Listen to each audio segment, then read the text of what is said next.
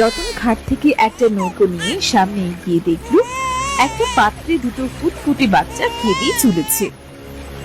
সে পাত্রটি এগিয়ে এনে বাচ্চা দুটিকে কোলে তুলে নিত। বাহ, কত সুন্দর দুটি মিষ্টি মেয়ে! কার এমন পাষাণ্ড হৃদয় যে এত সুন্দর দুটো ফুটফুটে মেয়েকে জলে ভাসিয়ে দিয়েছে? কই গো, আজ উঠবে না নাকি? কাল ঘুমানোর আগে তো বললে সুজন মাঝির কাছ থেকে নদীর টাটকা মাছ আনবে। সকালে ঘুমের সাথে সাথে কি খেয়ে ফেললে সেসব কথা? ওগো ওগো, শুনছো? এদিকে সূর্যের আলো চোখে, ওদিকে বউয়ের ঘ্যান ঘ্যানানি কানে। জীবনের আর কিছুই থাকলো না রে, জীবনের আর কিছুই থাকলো না। হ্যাঁ গো, শুনছি। কি গো, নদীতে যাবে না নাকি? বলেছিলাম আজ গ্রামের গরিব কিছু বাচ্চাদের খেতে দেব, সকাল সকাল নদীর টাটকা মাছ এনে দেবে। সে কথা কি ভুলে গেলে নাকি? আরে না, ভুলবো কেন? এই তো যাবো আর আসবো, আমি এক্ষুনি যাচ্ছি।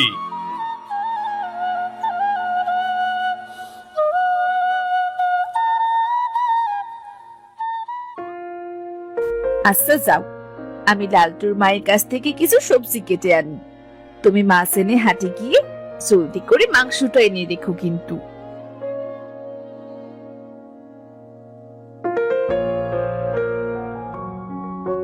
বুড়ি মাঝে এত সকাল সকাল কিছু লাগবে নাকি? হ্যাঁ রে বাবা, কটা পানের খুব দরকার ছিল। পান ফুরিয়ে গেছে, হাটে যাবার জন্য আনতে পারছি না। তোমার ছেলে থাকতে এত দুশ্চিন্তা কিসের গো বুড়িমা?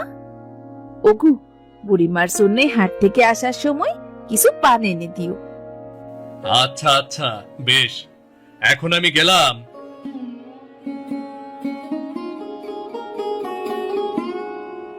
ও বুড়িমা,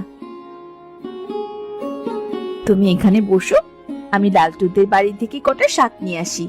আজ কটা গরিব বাচ্চাদের খেতে দেব। তুমিও কিন্তু থাকবে, আমাকে হাতে হাতে সাহায্য করবে। আচ্ছা বেশ বেশ, তোরা দুজনেই কত ভালো। দোয়া করি উপরওয়ালা তোদের একটা সন্তান দিক, তোদের ঘর আলো করুক।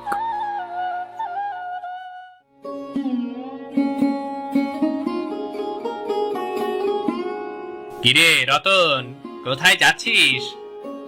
যাচ্ছি তো একটু খেয়া ঘাটে, সুজন মাঝির কাছে। কেন সুজন মাঝির কাছে? আবার কি তোর? সুজন মাঝির কাছ থেকে কটা টাটকা মাছ নেব। ও আচ্ছা, যা গিয়ে দেখ সুজন মাঝিকে পাস কিনা। সে কি আর এক ঘাটে বসে থাকে রে?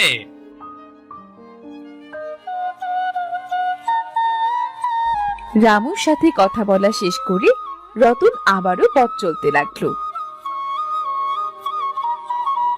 কিছু সময় পর খেয়া ঘাটে পৌঁছে দেখলো আজ নদীতে কোথাও কেউ নেই। কি ব্যাপার, আজ কি সুজন মাঝি আসেনি? ওকে তো কাল বলেছিলাম আজ আমার কিছু মাছ প্রয়োজন। কোনো বাচ্চার কান্নার আওয়াজ আসছে মনে হচ্ছে। কোথা থেকে আসছে?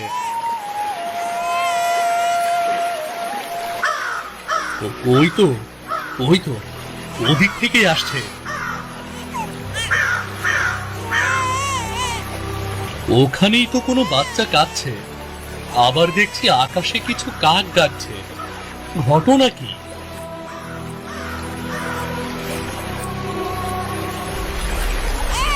রতন ঘাট থেকে একটা নৌকো নিয়ে সামনে এগিয়ে দেখলো একটা পাত্রে দুটো ফুটফুটে বাচ্চা খেয়েই চলেছে। সে পাত্রটি এগিয়ে এনে বাচ্চা দুটিকে কোলে তুলে নিত। বাহ, কত সুন্দর দুটি মিষ্টি মেয়ে! কার এমন পাষাণ্ড হৃদয় যে এত সুন্দর দুটো ফুটফুটে মেয়েকে জলে ভাসিয়ে দিয়েছে? চল মা, চল, আজ থেকে তোরা আমার কাছে থাকবি, আমার ঘর আলো করে থাকবি তোরা। চল।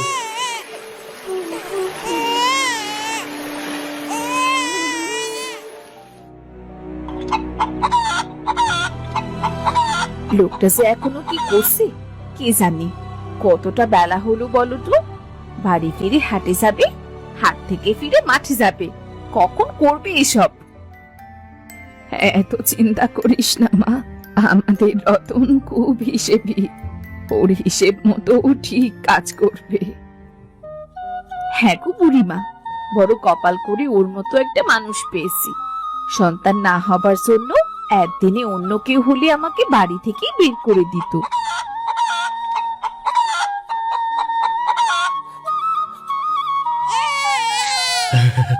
বউ, ও বউ, এই দেখো কাদের এনেছি গো। তাড়াতাড়ি উঠে এসো তো দেখিনি।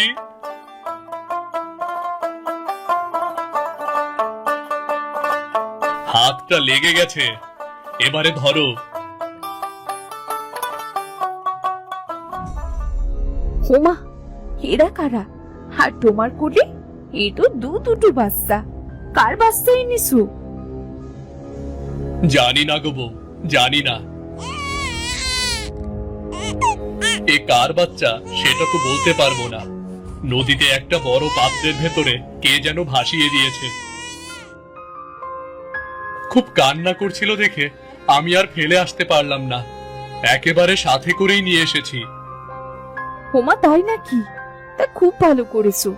সৃষ্টিকর্তা আমাদের এই দুটো সন্তানের জন্যই মনে হয় এতদিন অপেক্ষা করিয়েছিলেন। হ্যাঁ গো হ্যাঁ, আজ যে আমার আনন্দের দিন গো। হোমা, হা করে দাঁড়িয়ে কি দেখছো? হাঁটে যাও, এদের জন্য দুধ, একটা দোলনা আর কিছু কাপড় নিয়ে এসো। এদের গাটা আমি ধুয়ে মুছে দিই। আচ্ছা বউ, আচ্ছা, আমি এই যাব, এই আসবো।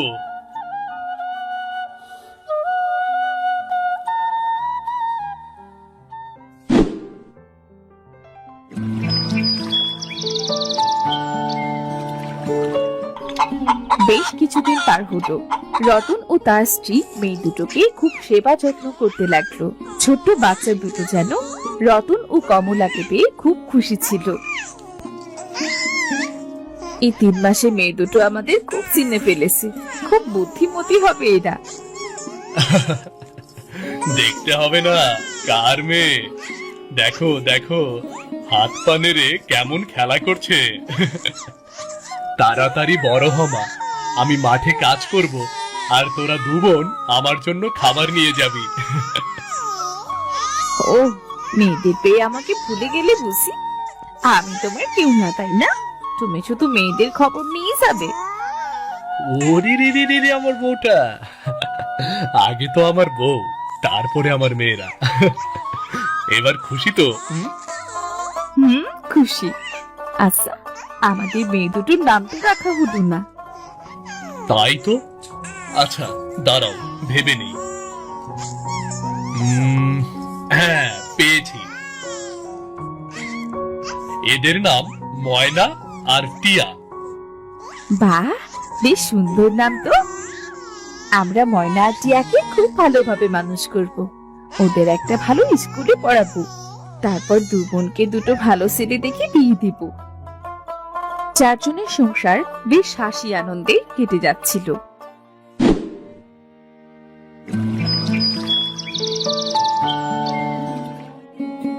দেখতে দেখতে 10 বছর পার হলো। ময়না ও টিয়াও বেশ বড় হলো। দু বোনের হাসি আনন্দে যেন গোটা বাড়িটা মুখরিত থাকতো। তাড়াতাড়ি একটু হাত নাড়িয়ে কাজ কর মা, তোর বাবা তো এক্ষুনি খেতে আসবে। খাবার না পেলে তো খুব বকবে। আর কত তাড়াতাড়ি কাজ করবো আমি? এইটুকু মেয়ে আমি, সারাদিন এটা করো ওটা করো সেটা করো। আর এই টিয়া, এদিকে আয়, আমি একা একা আর কাজ করতে পারছি না। আমাকে আগে বলবি তো দিদি, আমি তো সব কাজ পারি। তুই উঠ, দেখ সব কাজ আমি এক্ষুনি করে দিচ্ছি। ওরে আমার কাজ করুনি বুড়ি রে, কি কাজ করতে পারে। তোর কোনো কাজ করতে হবে না, তুই শুধু আমার পাশে বসে চুপটি করে বসে দেখ। তুই দূরে থাকলে আমার কাজে মন বসে না রে বোন। মা দেখেছো, তোমার মেয়ে কেমন দুষ্ট হয়েছে, আমাকে একা একা খেলতে দিবে না, তাই এমন বুদ্ধি আটলো, বুঝলে? হ্যাঁ, আমি সব দেখেছি। তোরা আমাকে কাজ করে উদ্ধার করে দিচ্ছিস। যা তো যা, এবার আর তোদের কোনো কাজ করতে হবে না। এই দিদি, মা মনে হয় রাগ করেছে। হ্যাঁ রে, আমারও তাই মনে হলো। মা, তুমি কি আমাদের উপর রাগ করলে?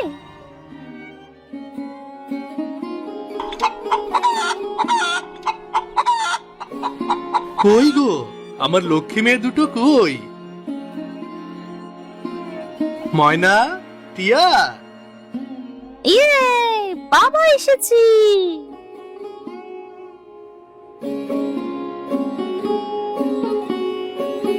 আমার লক্ষ্মী মেয়ে দুটো। এত সময় কি করছিলি তোরা? কি আর করবে, ওদের দু বোনের যে কাজ তাই করছিল। বসে বসে আমার মাথাটা পাগল করে দিচ্ছিল। একদম না, মাকে আমি কাজ করে দিচ্ছিলাম, মা খালি বকা দেয়।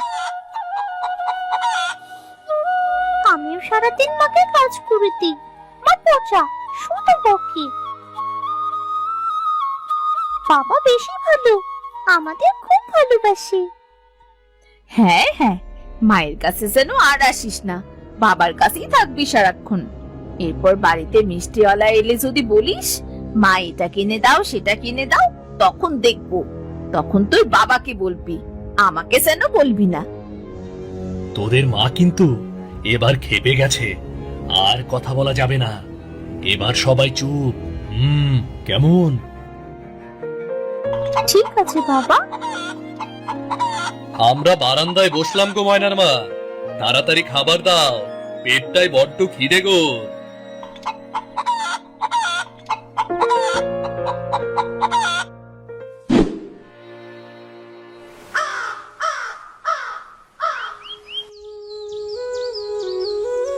কি গো, চললে বুঝি? হ্যাঁ গো বউ, হ্যাঁ। রোদ ওঠার আগে ধানটা কেটে নি। এদিকে আকাশের অবস্থাও আজ ভালো দেখছি না। কি যে করব কিছুই বুঝে উঠতে পারছি না। চিন্তা করো না, আমাদের ফসলে কিচ্ছু হবে না। ফসলগুলো তো বেশ ভালোই হয়েছে। জমিদার বলেছিল এবার নাকি ফসল মাঠ থেকেই ভাগ করে নিয়ে যাবে। তা গেলে যাক, তারটা সে নেবে, আমাদেরটা পেরেই হলো। তা আজ কি খেতে আসবে না নাকি? না গো বউ, আজ আর খেতে আসতে পারবো না। মেয়ে দুটোকে দিয়ে খাবার পাঠিয়ে দিও, কেমন? আচ্ছা বেশ। কত কষ্টের ফসল, এত কষ্ট করে ফসল চাষ করে জমিদারকে অর্ধেক ফসল দিয়ে দিতে হয়। গরিব মানুষের না আছে জীবনের মূল্য, আর না আছে কষ্টের মূল্য।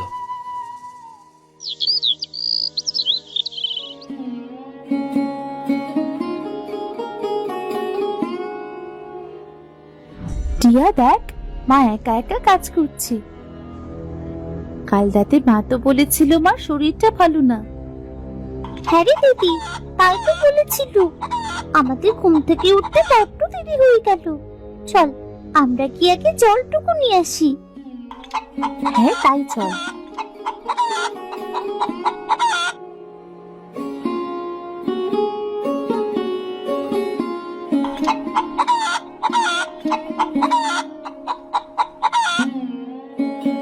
কিরে, তোরা ঘুম থেকে উঠলি?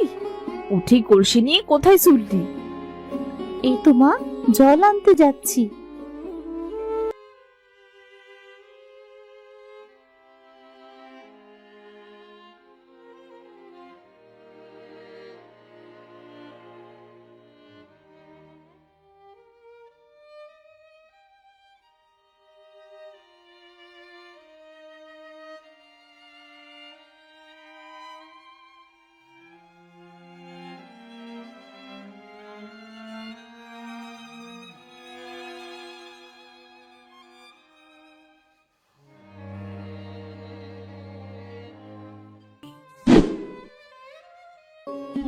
তারা দু বোন রাতের জন্য খাবার নিয়ে মাঠে গেল।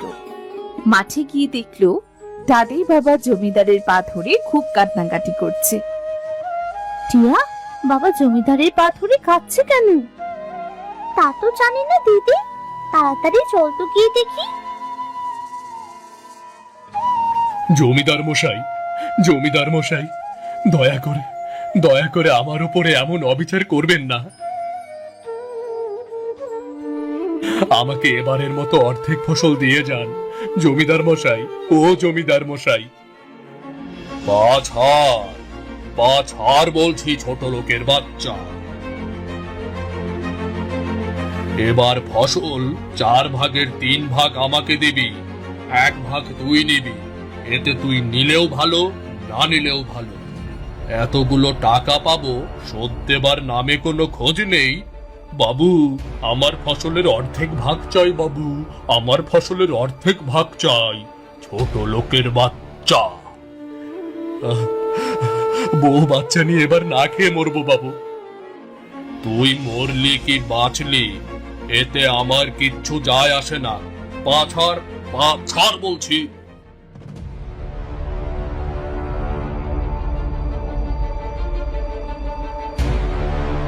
জমিদার মশাই, আপনি আমার বাবার সাথে এমন ব্যবহার কেন করছেন? যে যেমন তার সাথে তেমনই ব্যবহার করতে হয়। ছোট লোকের দল আবার আমার কাছে কৈফিয়ত চাচ্ছে। ছোট লোকের দল যেন কোথাকার। আপনি কত টাকা পাবেন যে আমার বাবার সব ফসল নিয়ে যাচ্ছে? তোর বাবার কাছে 2000 টাকা পাবো। এখন তো ফসল নিচ্ছি, এরপরে তোদের ভিটে বাড়ি নেব। হ্যাঁ, তোরা হা করে দাঁড়িয়ে দেখছিস কি? ফসলগুলো তোল আমার গাড়িতে। একটা ফসলও কেউ নেবে না। আজ বিকেলের ভেতর আপনার সব টাকা আমরা পরিশোধ করে দিব। বাবা বাবা বাবা বাবা, হিরে রতন,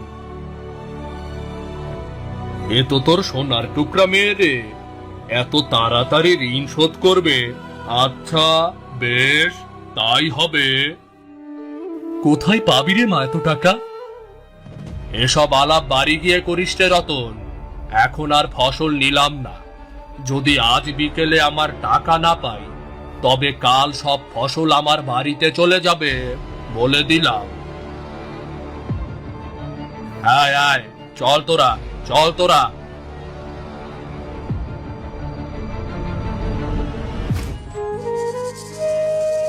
এ তোরা কি করলি রে মা? এত টাকা কোথায় পাবি তোরা? ওঠো, এটা বাড়ি গিয়ে ভেবে দেখবো।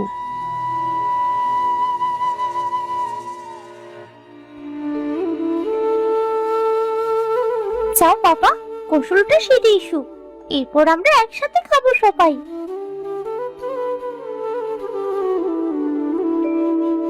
কিরে, তোরা তোদের বাবাকে নিয়ে চলে এলি যে? খাবার খায়নি বুঝি? সে অনেক কথা মা, খেতে খেতে সব বলবো। যাও তো, তাড়াতাড়ি খাবার বাড়ো। বুঝি নে বাপু, তোরা দুই বোন কখন যে কি করিস আর কি বলিস। চল টিয়া, ঘরে চল।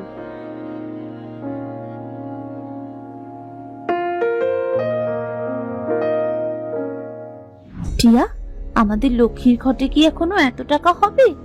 যদি না হয় তবে তো জমিদার বাবার সব ফসল নিয়ে যাবে, আর আমাদের না খেয়ে থাকতে হবে। ঘরটি আগে ভাঙো তো দেখি কত টাকা হলো। তুই দাঁড়া, আমি ঘরটি এক্ষুনি নিয়ে আসছি।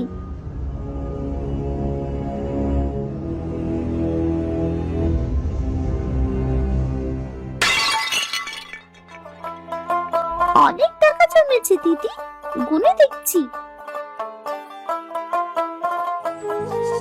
মাত্র তো 1000 টাকা হলো রে টিয়া। এবার কি হবে? বিকেলের মধ্যেই তো জমিদারের টাকা দেবার কথা। বাবাকে বলে দেখি কি হয়, তারপর একটা সিদ্ধান্ত নিয়ে যাবে। ময়না, টিয়া, খাবার বেড়েছি, খেতে আয়। জলদি চল, মা ডাকছি। টাকাগুলো নিয়ে চল, বাবার কাছে দেব।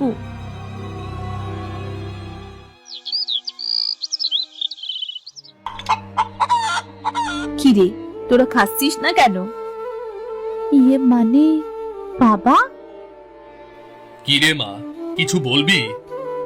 হ্যাঁ বাবা, বড় মুখ করে জমিদারকে তো বলে এলাম টাকাগুলো দিয়ে আসবো, কিন্তু কি আর করবো রে মা, জমিদার কাল এসে সব ফসল নিয়ে যাবে।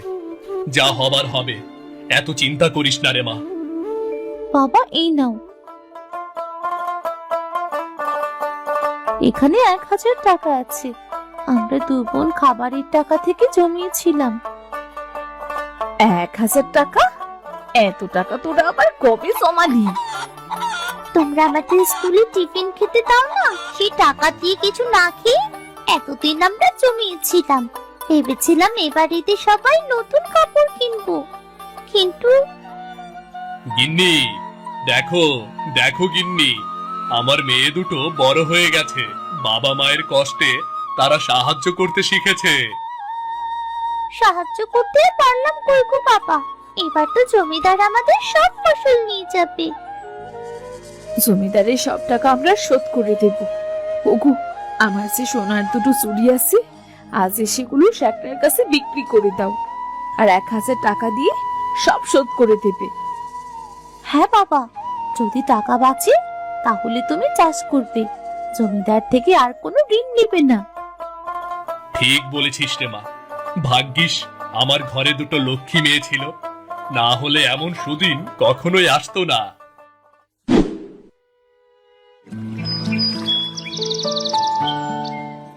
এইভাবে ধীরে ধীরে রতনের সমস্ত অভাব দূর হয়ে সচ্ছলতা ফিরে এলো। ময়না টিয়াও বড় হলো। এর ভেতর ময়নার বিয়ে ঠিক হলো পাশের গ্রামের মোড়লের ছেলের সাথে। বিয়ের বেশ বড় আয়োজন করা হলো। ওগো, মাছ কিন্তু একদম টাটকা চাই, আমার মেয়ের বিয়ের মাছ বলে কথা। আমরা দু বোন তো যাচ্ছি মা, এত চিন্তা করো না, আমরা সুজন কাকার কাছ থেকে ভালো মাছই আনবো। ময়না, টিয়া আর রতন নদীর উদ্দেশ্যে রওনা দিল। তারা নদীর ধারে গিয়ে দেখলো একটা লোক নদীর ধারে অচেতন অবস্থায় পড়ে আছে। বাবা, বাবা ওইটা কি? ও মা, মনে তো হচ্ছে কেউ মারা গেছে। চল তো গিয়ে দেখি।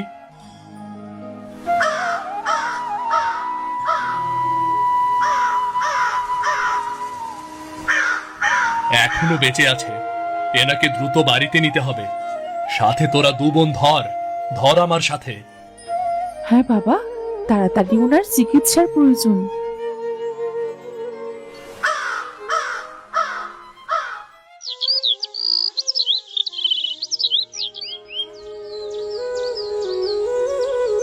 এ কি, আপনি কাঁদছেন কেন? আপনার অমন অবস্থা কি করে হলো? সবই আমার কর্মের ফল। আমি আমার শাস্তি পাচ্ছি। ছি ছি, এইভাবে বলতে নেই। কি হয়েছে?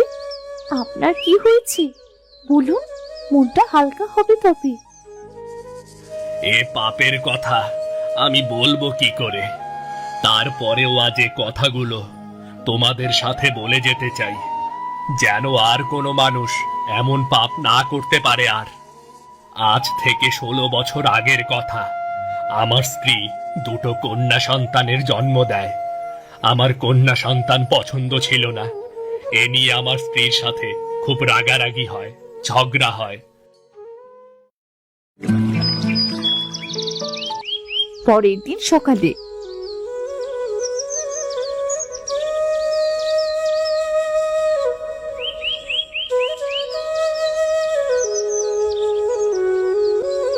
আমার মেয়েরা, আমার মেয়েরা কই? ওগো, ওগো, আমার মেয়েরা কই? এই, তোর এই কাহিনী বাদ দে তো। মেয়েদের আমি নদীতে ফেলে দিয়ে এসেছি রাতের বেলায়। এবার আমার ছেলে চাই, বুঝলি?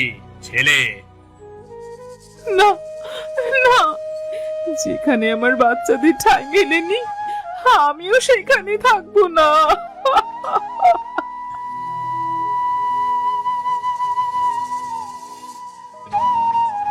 দীপা বাড়ি থেকে বেরিয়ে নদীতে ঝাঁপ দিয়ে মৃত্যুবরণ করে।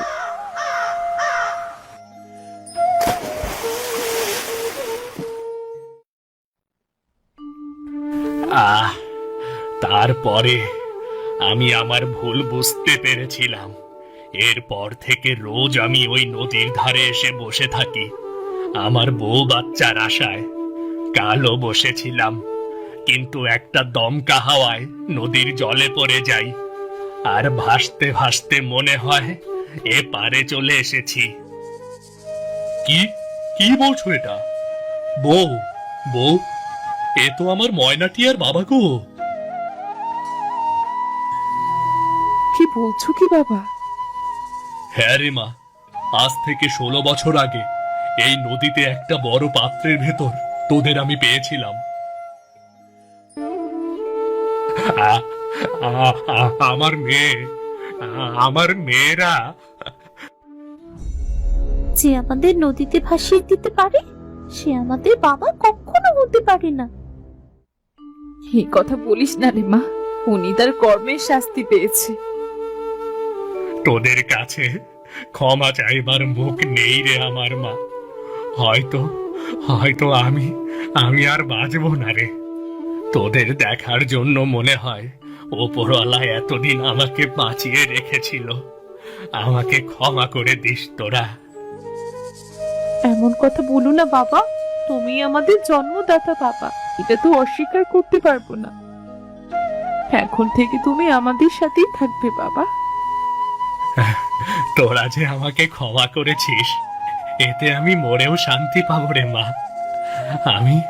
আমি আর বেশি সময় বাঁচবো না রে। ভাই, তুমি আমার মেয়েদের এত যত্নে মানুষ করেছ, আজ আমি ওদের নিজের বাবা হয়েও লজ্জিত। তোমরা সবাই আমাকে ক্ষমা করে দিও, ক্ষমা করে দিও।